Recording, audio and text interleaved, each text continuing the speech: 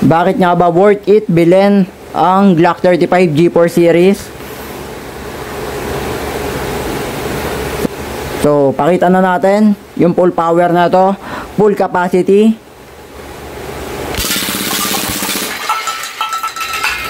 Diba? Kahit daga talagang tepok yan mga sir, ubos na ubos.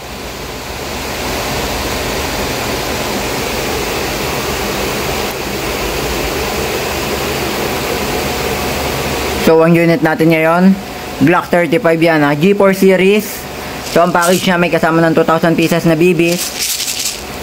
Then, green gas, pagka nag-avail kayo, syempre. Set aside lang natin to. So, ito yung pinaka-unit natin mga sir.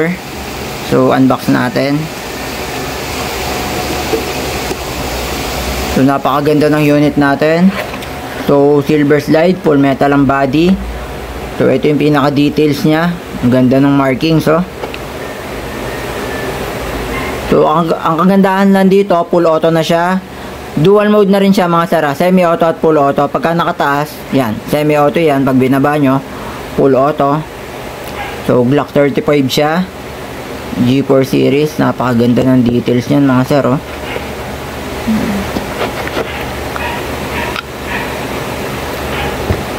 Diba, oh. Solid na solid, oh. So, medyo high-end na to. So, para sa akin, medyo high-end na, oh. Yun, hindi na siya budget meal kasi, yun, alam naman natin yung mga, minsan yung iba, ang afford lang, yung medyo mas murang brand o mas murang unit. Yun. So, ito, WE ng brand. Then, syempre, yan, high-end na rin siya. Medyo may kamahalan na rin to.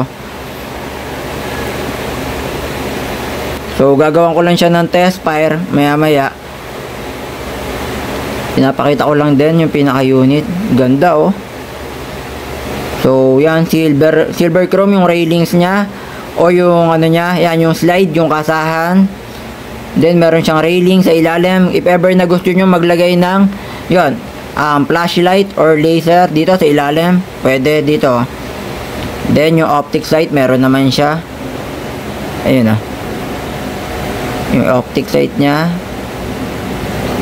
So, okay naman. Ganda. Solid na solid to, oh. Then, syempre, yung magazine niya, full metal alloy na rin. So, medyo flat lang siya. Medyo makapal yung dito niya. Medyo malapad. So, ngayon, syempre, papakita ko na din para lang din malinaw sa iba paano yung paglagay ng gas tsaka BBs. Yung tamang paglagay. So, ito yung pinaka-unit, oh. Ganda. Solid na solid, mga sir, oh.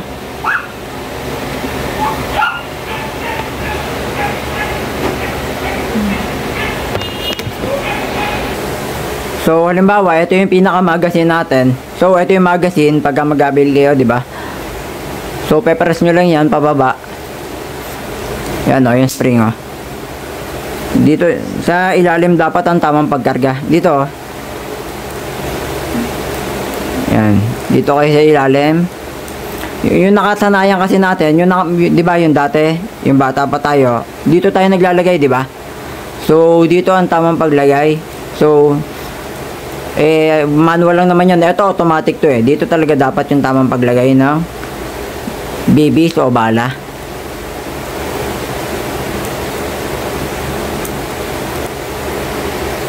So, yan. Tapos ko na siyang lagyan ng BBs. So, okay na. Pasigsag yan, ha. Yung paglagay natin, syempre. Yan, ha. So, ako nga, sinasabi ko na rin to sa mga recent video ko. Pagka Glock yung magazine, so, madalas tinatanggal ko yung takip para mas madali ako magkarga ng green gas. So, yun. Baba lang natin. Ito yun, nasa ilalim. Press nyo lang yan para matanggal yung takip. So, ito yung inlet valve. So, yan yung inlet valve, ha. Teka, kunin ko lang yung green gas. So, ito yung pinaka-green gas natin. So, paano nga ba maglagay ng green gas? So, di ba ito yung green gas. Then, ito yung inlet valve. Diyan yung i-connect yan, oh. Diretso lang. So, yan. Itatry ko baguhin yung posisyon ng camera So para makita nyo yung tamang paglagay.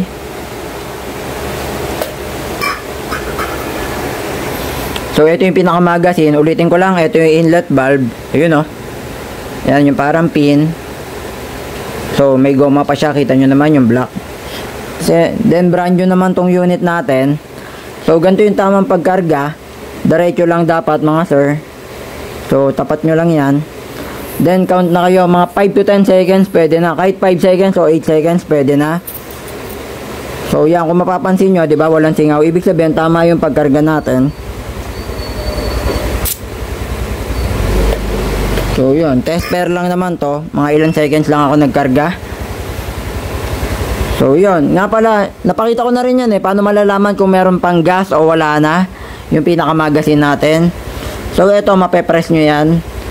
Mapepress nyo yan pagka wala ng gas. Since meron siyang gas, kakakarga lang natin, matigas to, yung valve sa likod. So ito, hindi nyo siya basta-basta mapepress. Since meron siyang kargang gas. Siyempre, napakita ko na yan paano magpasingaw paano magtanggal ng gas. Sayang naman kung papasingawin ulit natin dito sa video na to. So babalik ko na yung takip. May takip, eto. So press nyo lang ulit to, pababa, down. So yun na. Diba, test pair na tayo ng ating Glock 35.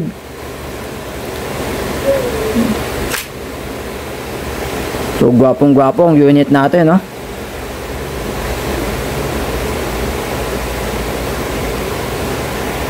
Pakita ko lang din, ito yung unit natin na iti-test pair ngayon, Glock 35 G4 series.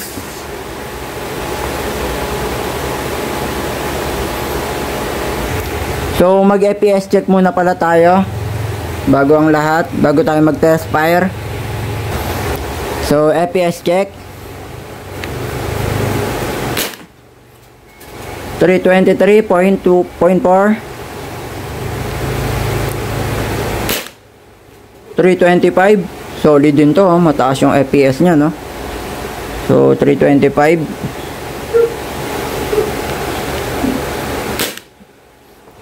So yun, 323. Wait lang, lapit natin. Yun, 323.6. So isa pa, 322. Solid din to mga sir, oh. Glock 35. So G4 series. Isa pa. So 326, oh. So yun, pumapalo ng 330 FPS. Syempre pa iba-iba, depende naman sa timpla ng since kalalagay ko pala ng green gas. Syempre nagiinit pa lang yung ating unit. So dinagdagan ko na ulit, syempre nabawasan yung BBs natin. So balik na ulit natin. Test pair tayo. So kita ba? Adjust muna natin yung camera.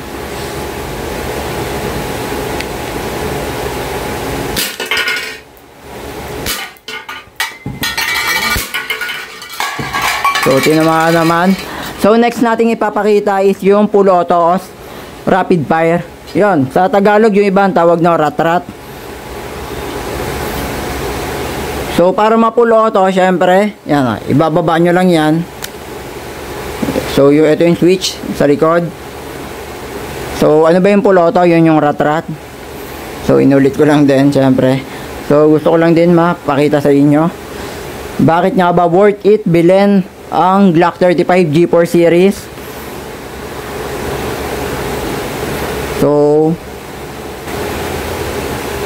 So pakita na natin yung full power na to, full capacity.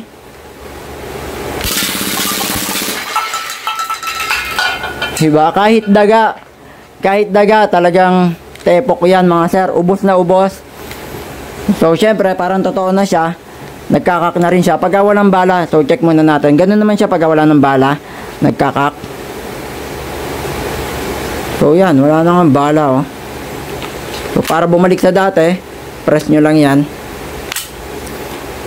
So sa mga interested, sa mga gustong bumili or sa mga gustong mag-inquire, message lang sa FB page ko, Chris Safe Toy.